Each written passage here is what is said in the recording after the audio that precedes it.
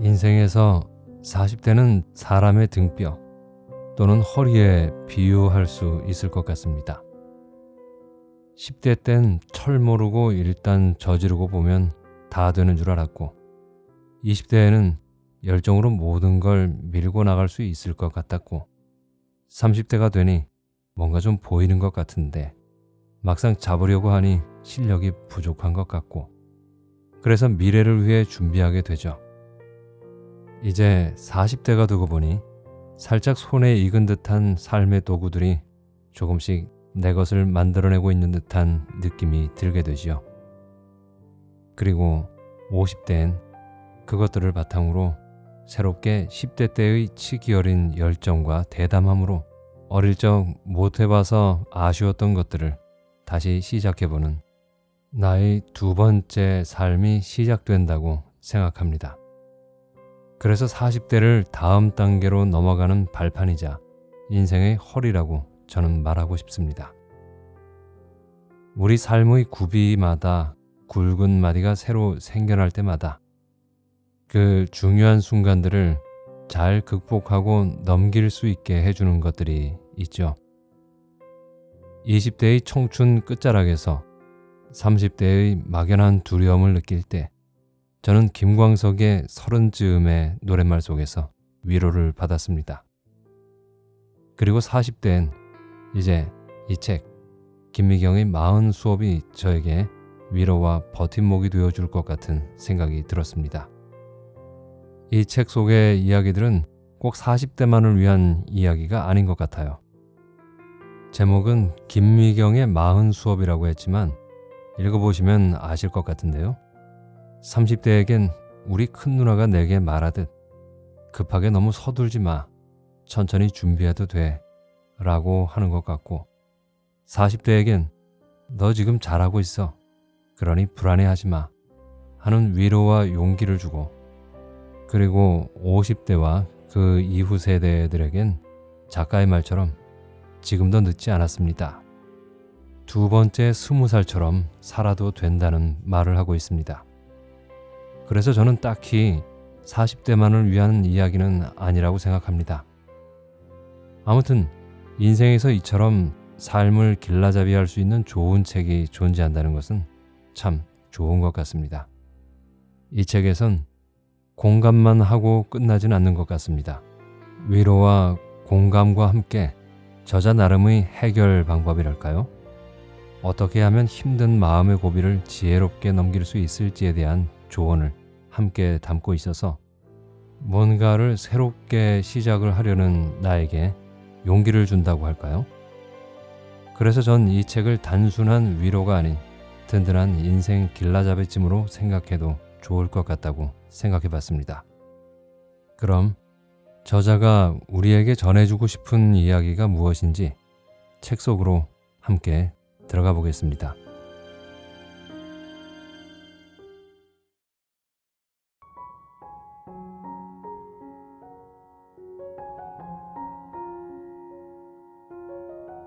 비교하는 마음 때문에 힘들어요. 여자들이 살면서 가장 많이 비교하고 스트레스 받을 때가 언제일까? 한창 결혼할 30대가 아닐까? 이전에는 함께 웃고 울고 떠들고 놀던 또래 친구들이 결혼으로 갑자기 격차가 벌어지기 때문이다. 사람을 순식간에 지상 15층에서 지하층으로 끌어내리는 것이 비교인 줄 알면서도 30대 때는 이상하게 비교의 늪에 자꾸 빠진다. 누구랑 결혼했나? 어떤 집안과 결혼했나? 집은 자가인가 전세인가? 나보다 잘난 것 없던 친구가 부유한 부모를 둔 남자를 만나 신혼집을 강남 아파트로 장만하는 걸 보면 멀쩡히 잘만 살고 있던 내가 초라해지고 서름이 밀려온다. 그러다가 10년 정도 지나 40대가 되면 어떨까? 이 나이쯤 되면 남의 시선은 신경 쓰지 않고 살 수 있을 거라 생각하지만 여전히 타인과 습관적으로 비교하는 자신을 발견하고 난다. 저는 안 그러려고 하는데 또래 엄마들하고 있으면 나도 모르게 비교하게 돼요. 저 집은 아파트 몇 평에 사는지, 차는 뭔지, 아이 사교육은 뭘 시키는지, 가족여행을 국내로 가는지 해외로 가는지, 심지어 남편이 얼마나 젊어 보이는지까지도요. 이 책을 쓰면서 만난 40대 기혼 여성들이 들려준 고민이다.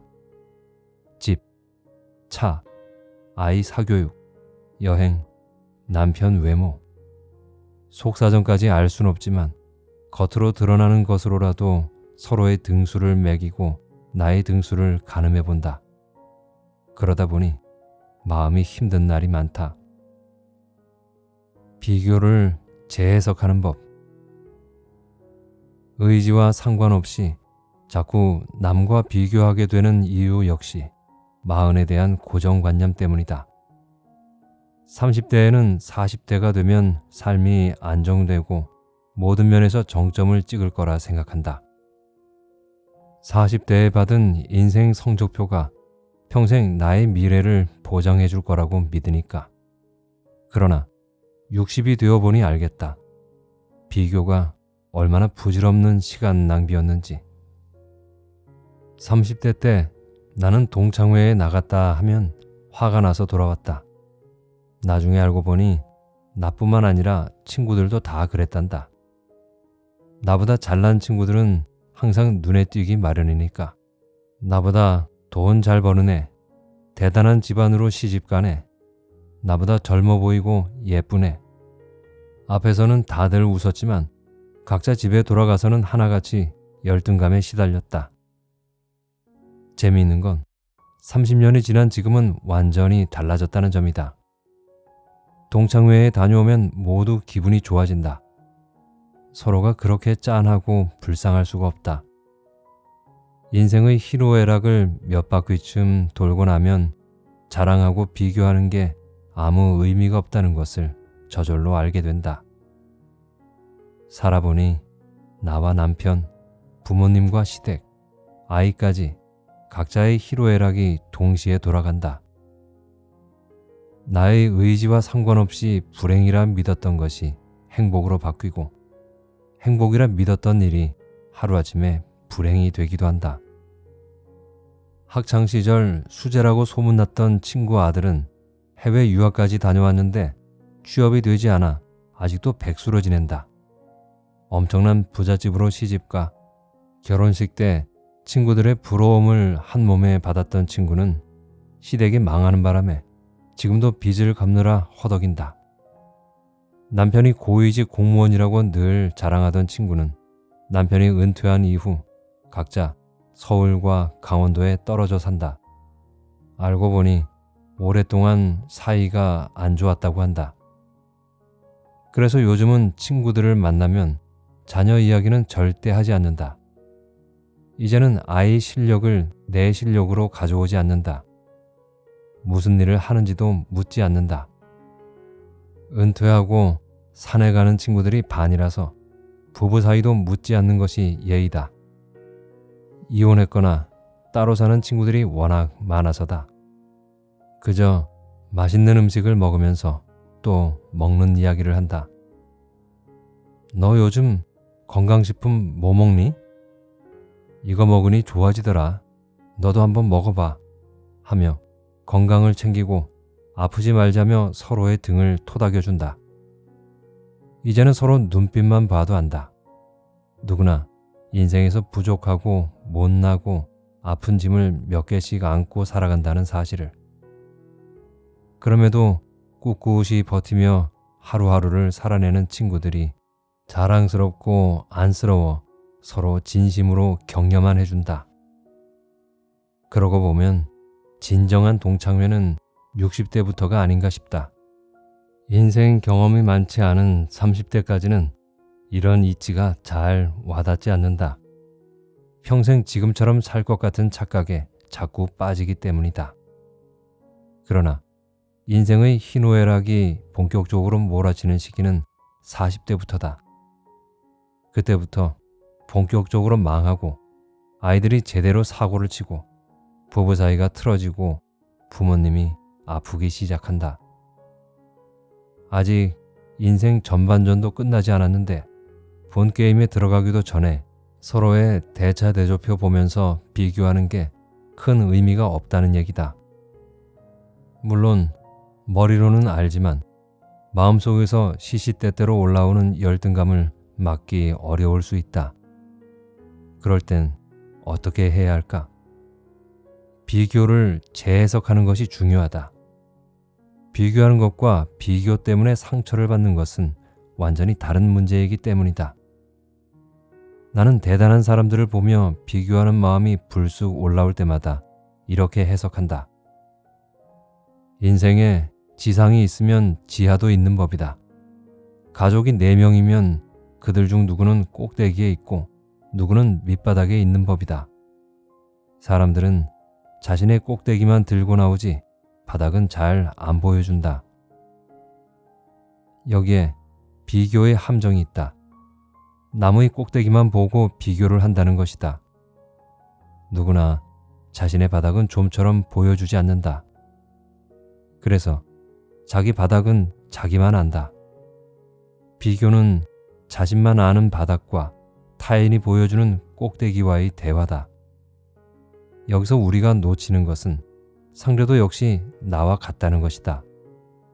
그래서 기나긴 인생의 여정과 사건의 다양성을 놓고 보면 비교는 참으로 부질없는 게임이다. 그 사람도 자기만의 밑바닥에 있음을. 우리 회사에 나와 오랫동안 함께 일한 임원이 있다. 내가 보기에 충분히 잘 살고 있는 친구인데 어느 날 자기 또래의 어느 전문가를 만나고 오더니 이렇게 말했다. 대표님, 그 사람은 저랑 같은 나이에 어쩜 저렇게 많은 걸 이룬 거죠? 저는 도대체 뭘 했는지 모르겠어요. 시무룩해진 그에게 나는 이렇게 말해줬다.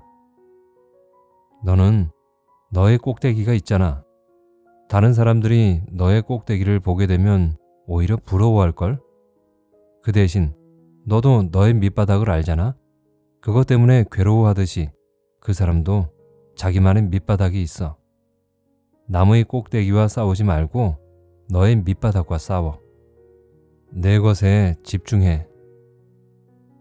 이제는 크게 성공한 사람들을 만날 때마다 그들이 저 높은 꼭대기까지 오르기 위해 얼마나 치열하게 자신의 바닥과 싸웠을지가 보인다. 비교하는 감정이 들기는커녕 그가 이룬 결과에 박수를 보내게 된다. 누구든 꼭대기까지 올라가기 위해 쏟은 숨은 노력을 존경받아 마땅하다. 그렇다면 나만의 밑바닥과 싸우고 있는 나 자신도 마땅히 자랑스러워해야 하지 않을까? 우리 모두에겐 저마다 잘하는 종목이 있고 마이너스 100점부터 플러스 100점까지 점수도 골고루 가지고 있다. 마이너스에서 시작해 10년 전, 5년 전보다 더 나아지고 있는 내가 내 안에 있다. 남과 비교하느라 나에게 상처 주지 말고 이만큼 살아낸 나를 칭찬하고 스스로를 존경하자. 다른 사람의 꼭대기를 향해 있던 시선이 나 자신으로 향하고 있다면 나의 못남과 부족함을 따스히 안아주고 격려할 수 있다면 어른이 되고 있다는 증거다. 스스로 내는 상처가 더 아프다. 나는 친구들보다 늦게 집을 샀다. 40대 중반이 되어서야 대출을 왕창 받아 겨우 내 집 한 채를 마련할 수 있었다. 집을 사기 전 어느 명절, 고향 증평에 온 가족이 모인 날이었다. 명절은 그야말로 비교 대잔치가 벌어지는 날이 아닌가. 하필 막내 동생이 집을 샀다고 말하자 그 말을 들은 아버지가 나를 보더니 이렇게 말씀하셨다. 미경아, 너는 그렇게 강의도 열심히 다니고 맞벌이도 하면서 왜 여즉 집을 못 산겨? 그 말을 듣는데 성질이 확 났다. 죽을 힘을 다해 열심히 살고 있는데 왜 나는 돈이 없지? 이 나이 먹도록 왜 집도 못 샀지? 집 하나만 놓고 보면 나는 한참 뒤처진 사람이었다. 그날 밤 집에 돌아와 노트를 펴고 여태껏 집을 못 산 대신 내가 뭘 하면서 살아왔는지 적었다. 강의 열심히 다님. 아이 셋 맡기느라 육아 도우미 비용 엄청 씀. 책 엄청 많이 삼. 자기 개발에 투자함. 유명 강사가 되었음. 쓰다 나중에는 유치한 것도 적었다. 우리 집안에서 TV에 출연하는 사람은 나밖에 없음. 쓰다 보니 화는 눈 녹듯 사라지고 내가 정말 큰 일을 했다는 생각이 들었다. 그리고 아차 싶었다. 왜 아깐 한마디도 못하고 혼자 씩씩거렸지? 나는 집 대신 내가 이룬 것들 목록을 모조리 외워버리기로 했다. 누가 너 여태 집도 안 사고 뭐 했니? 하고 훅 치고 들어오면 자동으로 대답할 수 있도록. 누구도 나 대신 나를 지켜주지 않는다. 나는 내가 지켜야 한다. 내가 이룬 비교 불가한 가치가 스스로 당당해야 한다. 가끔 누군가 함부로 나를 비교하거나 스스로 비교하는 생각이 들 때를 대비해 내가 뭘 하고 살았는지 노트에 쓰고 머리로 외우고 입으로 말해보기를 추천한다. 내가 오랜 시간 해보니 아주 효과가 좋다. 비교는 상처의 힌트 같은 것이다. 삶이 살짝 던지는 힌트를 가지고 나에게 상처를 입히는 사람은 바로 나 자신이다. 남이 주는 상처보다 내가 스스로 내는 상처가 훨씬 더 아픈 법이다. 남이 준 상처 때문에 우울한 것이 아니라 남이 던진 말을 받아 내가 나에게 반복하기 때문에 우울한 것이다. 맞아. 난 왜 여태 집이 없지? 지금까지 뭐 하고 산 거지? 남이 던진 상처의 힌트가 내 하루를 망치고 과거를 부정하게 만들고 미래를 무력하게 만든다. 살다 보면 여기저기서 상처의 힌트들이 들려온다. 하지만 귀를 막을 수는 없어도 더 좋은 소리를 들려줄 수는 있다. 난 정말 대단해. 잘했어. 너 정말 잘 살아온 거야. 주문처럼 외우고 나 자신에게 들려줘야 나를 단단히 지켜낼 수 있다. 부러운 마음은 딱 10분만. 요즘 나는 영어를 잘하는 사람이 가장 부럽다.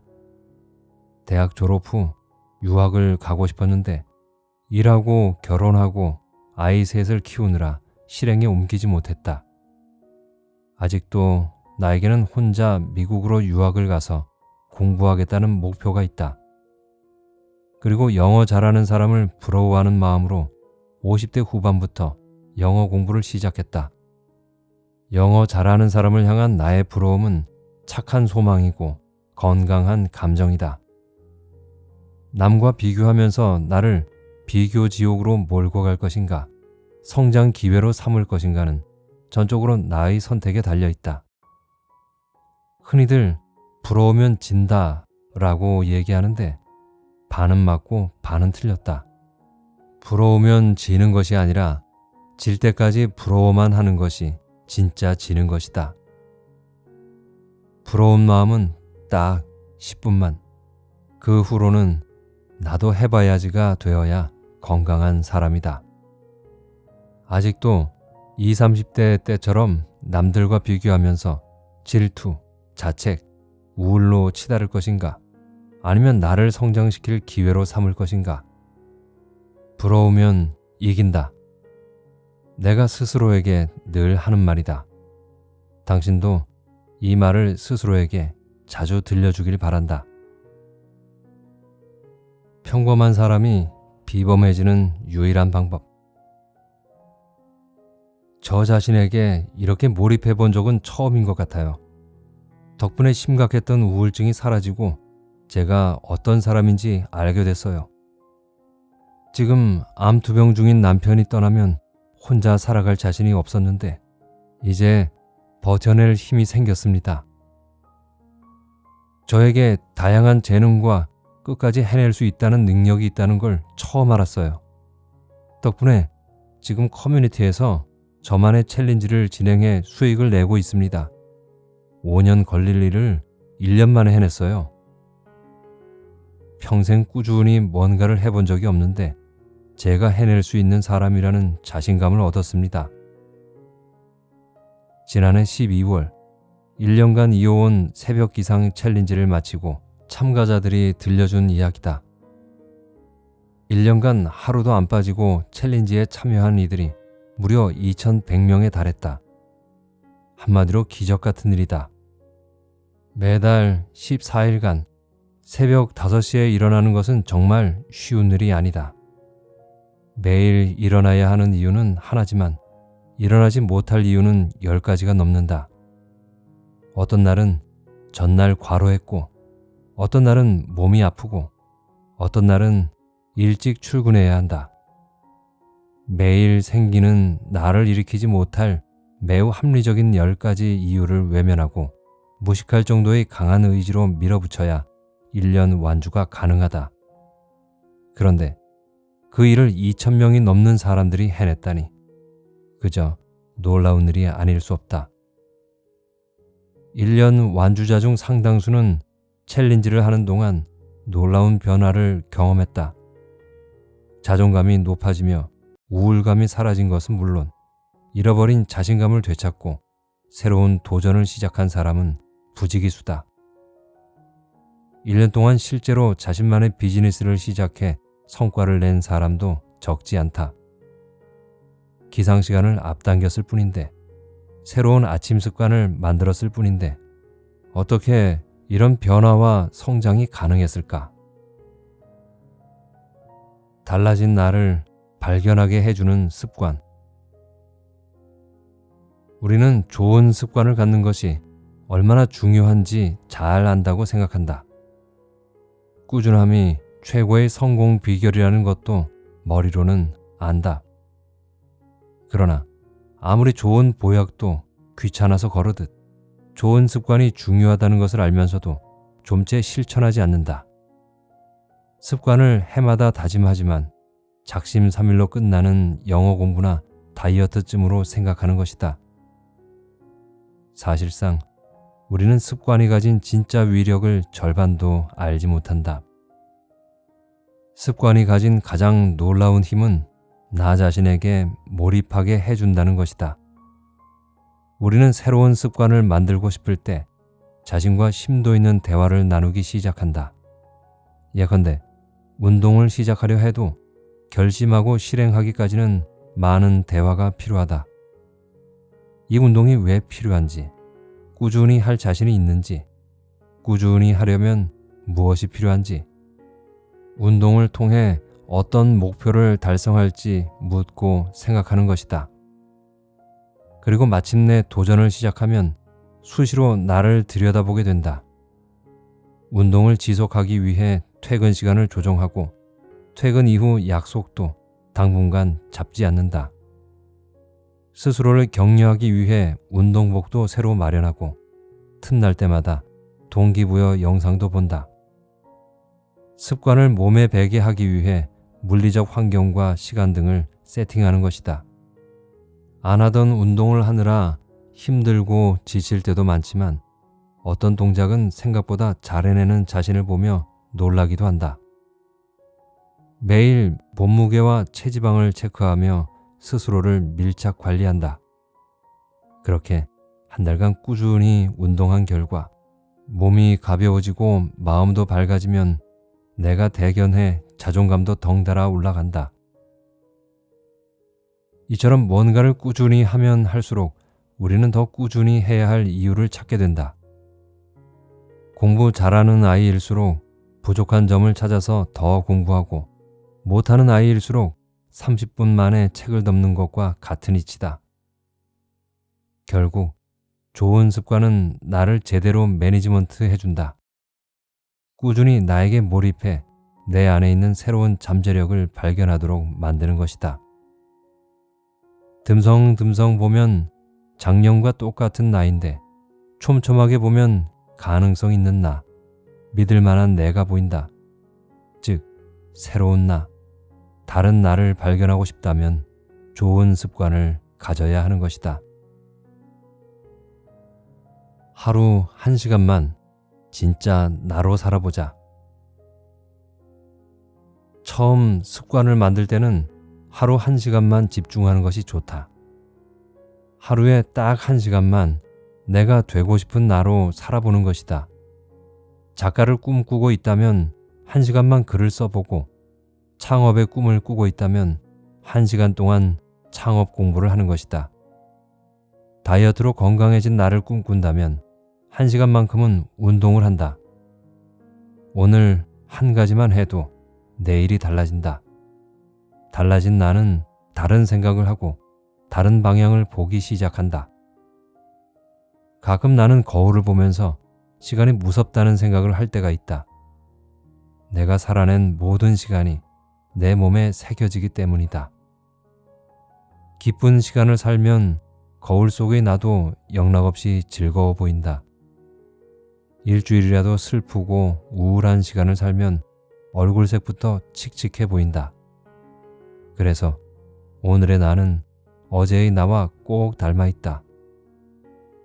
삶이 희망적인 이유는 오늘을 바꾸면 내일이 달라지기 때문이다.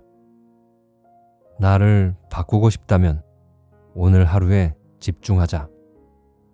오늘 하루를 기획하고 아무리 바빠도 하루 1시간 내 꿈에 집중하자. 하루에 1시간씩 꾸준히 노력하면 매일 내가 원하는 나를 만들어 나갈 수 있다. 이 책을 읽는 당신도 습관을 통해 비범한 나를 만들어 가시길, 내 안의 기적을 꼭 발견하시길 바란다.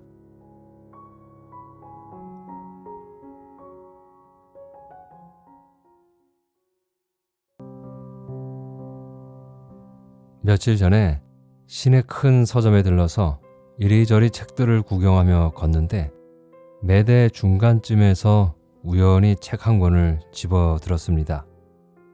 솔직히 말씀드리면 평소에 제가 자주 읽거나 하는 그런 종류의 책은 아니었는데요. 아무튼 그 책을 손에 든 건 아마도 책 표지의 인물 때문이었던 것 같습니다. 그리고 제목도 한몫했고요. 저자의 얼굴을 보고 아, 이분 알지? 가끔 TV에 나와서 달변의 솜씨로 재미나고 시원시원하게 이야기하시는 분 하는 생각을 하면서 나도 모르게 그 책을 들어서 목차부터 쭉 훑었어요. 프롤로그를 읽고 또 소제목들을 몇 개 지나치다가 비교하는 마음 때문에 힘들어요 하는 제목에 눈길이 멈추었습니다. 그리고 그 부분을 찾아서 쭉 읽어 내려갔죠. 여성의 시각으로 여성이 느끼는 마음들을 서술하고 있었는데 아, 그렇지. 나도 사실 비슷하지 않나? 하는 묘한 공감을 불러일으키더군요.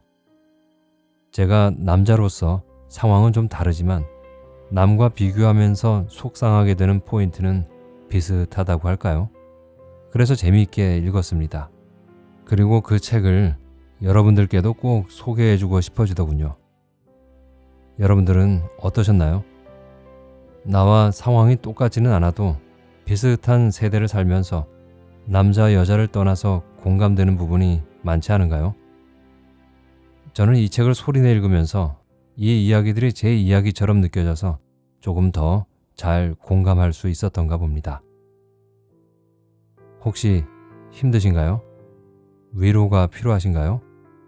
저도 그렇습니다. 세상에 위로가 필요 없는 사람은 없을 거예요. 그래도 용기 잃지 마시고요. 다른 사람도 나만큼의 아픔은 있어. 다들 어느 정도는 힘들지만 잘 살고 있어. 난 지금 잘하고 있어. 괜찮아. 이만하면 잘했어.